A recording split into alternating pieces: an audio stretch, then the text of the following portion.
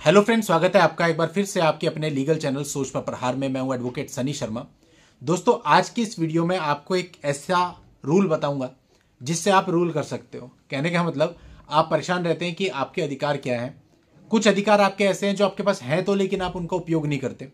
तो कल किसी से मेरी बात हो रही थी, बहुत पुराने क्लाइंट हैं, तो उन्होंने अपनी परेशानी बताई। परेशानी बताने के बाद मैंने उनका हल बताया, तो वो काफ़ी खुश हुए और कहने लगे कि इस पर आप एक वीडियो भी बना देना ताकि सभी लोग इस चीज़ से अवेयर हो जाएं। उसी रिस्पेक्ट में आज ये वीडियो मैं बना रहा हूं, ताकि बहुत सारे लोग जो समझते हैं कि हमारे पास कुछ है ही नहीं, उनको उनके राइट्स का पता लगे। देखिए, मेन प्रॉब्लम होती है मैट्रिमोनियल विवाद में कि जो अधिकार हैं वो अधिकतर पत्नी के पक्ष के हैं। 498 है, पत्नी डाल सकती है लेकिन पति नहीं डाल सकता। 125 144 बीएनएसएस का जो केस होता है मेंटेनेंस के लिए, वो पत्नी डाल सकती है लेकिन पति नहीं डाल सकता। डोमेस्टिक वायलेंस का जो केस होता है उसका अधिकार महिलाओं को है, महिला डाल सकती है, पत्नी डाल सकती है, पति नहीं डाल सकता। यानी डायरेक्टली जो हस्बैंड है वो अपनी तरफ से कोई एक्शन ले ही नहीं सकता। उसके बाद अधिकारी क्या बचता है, या तो जाके डाइवोर्स फाइल कर ले या सेक्शन 9 फाइल कर ले। दोनों में ही उसको कुछ मिलता नहीं। डाइवोर्स सालों साल चलता है, सेक्शन 9 डालना यूजलेस हो जाता है। उस पर कई वीडियोज हम लोग बना चुके हैं, आपको समझा चुके हैं कई बार क्यों और कैसे। तो यानी इस पर्सपेक्टिव से पति के पास कोई ऑप्शन नहीं है। अब हम इस बात को ऐसे समझते हैं कि आपकी मैरिज हुई और मैरिज होने के बाद कुछ समय चलता रहा, उसके बाद विवाद उत्पन्न हो गया। मीनवाइल आपकी मैरिज से आपको बच्चे हो गए। अब हो सकता है एक बच्चा हो सकता है 2 बच्चे हो सकता है लड़की हो सकता है लड़का हो। सभी केसेज में ये बात लागू होती है। दोस्तों, हर केस में चाहे आपके पास लड़का है लड़की है, ये मामला लागू होता है।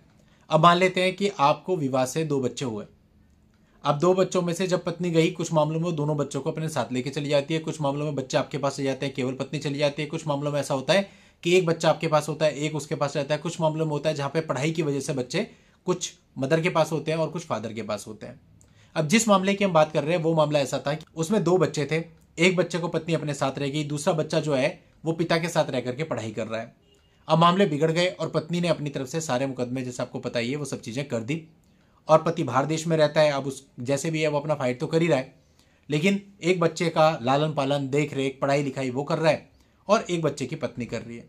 अब उसका कहना था कि साहब मैं क्या करूं, तो काफ़ी सारी चीज़ें इसमें निकल के आई। पत्नी ने अपनी जॉब को छुपाया था, बहुत कुछ था, तो पति ने अपनी तरफ से 340 सीआरपीसी फाइल कर दिया।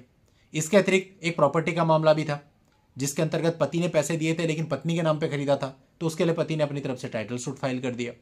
इस प्रकार से वो जो कुछ कर सकते थे उन्होंने किया। अब उनका ये कहना था, साहब मैं इसके अतिरिक्त और क्या कर सकता हूं। अब पत्नी उनसे मेंटेनेंस मांग रही है और उनका कहना है कि जितने भी ग्राउंड्स उसने बताए हैं, जो आरोप लगाए हैं, सारे फॉल्स हैं। अब बच्ची का भी मांग रही है और अपना भी मांग रही है। अब चूंकि यह साबित हो चुका है कि वो खुद कमाती है, तो इस केस में उसका खुद का मेंटेनेंस तो बनेगा नहीं। अब रह जाता है बच्ची का। अब उनका ये कहना था, क्या साहब मैं बच्ची के मेंटेनेंस को बंद करवा सकता हूं। तो उस पर मैंने उन्हें बताया कि ना, बच्ची के मेंटेनेंस को आप कैसे भी पूर्णतः बंद नहीं करा सकते, क्योंकि जो बच्चा है, बच्चे के भरण पोषण का राइट इक्वली दोनों पेरेंट का होता है, यानी माँ का भी होता है, बाप का भी होता है। तो ऐसा नहीं है कि कोर्ट बिल्कुल ही नहीं लगाएगा, कुछ ना कुछ बच्चे के लिए जरूर लगाएगा। अब उनका, नहीं सर मुझे तो कुछ आप ऐसा बताओ जिससे मुझे इससे राहत मिल जाए। तो मैंने कहा डायरेक्टली तो कुछ नहीं है, इनडायरेक्टली आप एक काम कर सकते हैं कि एक बच्चा आपके पास भी है, उस बच्चे की तरफ से मेंटेनेंस का केस डलवा दीजिए मदर के ऊपर, क्योंकि मदर वर्किंग है, उस बच्चे का भी तो राइट है दोनों जगह से लेने का। तो वो बच्चा मेंटेनेंस का केस डाल सकता है 125 सीआरपीसी या 144 बीएनएसएस के अंतर्गत, और फादर या मदर दोनों में से किसी से भी वो मेंटेनेंस मांग सकता है। और स्पेशली अगर मदर उसकी अर्निंग है, वर्किंग है, तो मांग ही सकता है। तो पॉसिबिलिटी और ज्यादा बढ़ जाती है, क्योंकि बच्चे की जो लायबिलिटी होती है, बच्चे का जो भरण पोषण की जिम्मेदारी होती है, वो माता पिता दोनों पर होती है। तो इस चीज से कोई फर्क नहीं पड़ता कि बच्चे की कस्टडी किसके पास है, माँ के पास है या बाप के पास है। वो चाहे अपनी माँ से भरण पोषण मांग सकता है, चाहे अपने पिता से भरण पोषण मांग सकता है। तो कुछ मामले, या बल्कि बहुत मामले ऐसे होते हैं जहाँ पे बच्चे सब समझते हैं, समझदार बच्चे हैं आजकल, और वो अपने पिता के साथ होते हैं, उन्हें सही गलत पता होता है। तो ऐसे केस में वो चाहें तो वो भी अपनी माता के खिलाफ भरण पोषण का केस डाल सकते हैं। कि मेनली क्या है, वो आपको भरण पोषण का केस डाल करके परेशान कर रही है।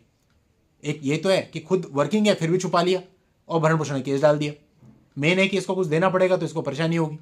सेम वही काम आप भी तो कर सकते हो। दूसरी चीज, आप रहते हो बैंगलोर में, वो केस डालती है लखनऊ में, अब आओ बैंगलोर से लखनऊ, यही काम आप भी कर सकते हो। आपके साथ बच्चा है, आप रहते हो बैंगलोर में, आप बैंगलोर में बच्चे की तरफ से 125 सीआरपीसी 144 बीएनएसएस फाइल करा दो, आएगी, वहां पे बच्चे को थोड़ी बुलाया जा सकता है। और उस केस में भी जैसे आप मेंटेनेंस की लायबिलिटी से नहीं बच सकते, ऐसे बच्चा अगर अपने फादर या मदर से क्लेम करेगा तो बच नहीं सकता, उसको कुछ ना कुछ जरूर देना पड़ेगा। तो ऐसे केस में आपकी पत्नी को भी देना पड़ जाएगा। तो जो प्रेशर वो आपके ऊपर बिल्ट इन करना चाह रही थी झूठी चीजें लगा करके, वो सच्ची चीजें लगा करके आप वापस उसके ऊपर भी बिल्ट इन कर सकते हो। यानी कहने का मतलब ये सारी चीजें आपके पास होती हैं, हमारा ध्यान इस तरफ नहीं जाता या हम इस तरफ कभी सोचते नहीं है, तो इस तरफ भी सोचने की जरूरत है। ये बिल्कुल प्रैक्टिकल और लीगल रास्ता मैंने आपको बताया, इसमें कुछ भी इलीगल नहीं है, कोई शॉर्टकट नहीं है, बिल्कुल सही तरीके से कानूनन जो बच्चा है उसकी तरफ से आप मेंटेनेंस मांग सकते हो और सामने वाले को रियलाइज करा सकते हो कि कानून सबके लिए बराबर है। तो दोस्तों उम्मीद करता हूं आपको पूरी बात समझ में आ गई होगी। आज के इस वीडियो में इतना ही, नेक्स्ट वीडियो में नई जानकारी के साथ मैं आपसे फिर मिलता हूं, तब तक के लिए goodbye and thank you for watching, take care.